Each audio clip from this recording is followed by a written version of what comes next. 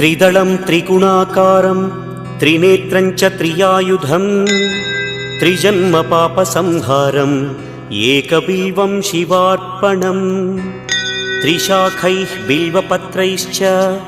अच्छिद्रैः कोमलैः शुभैः तव पूजां करिष्यामि एकबिल्वं शिवार्पणम् कोटिकन्या महादानं तिलपर्वतकोटयः काञ्चनं शैलदानेन एकबिल्वं शिवार्पणम् काशीक्षेत्रनिवासं च कालभैरवदर्शनं प्रयागे माधवं दृष्ट्वा एकबिल्वं शिवार्पणम् इन्दुवारे व्रतं स्थित्वा निराहारो महेश्वर नक्तं हौष्यामि देवेश एकबिल्वं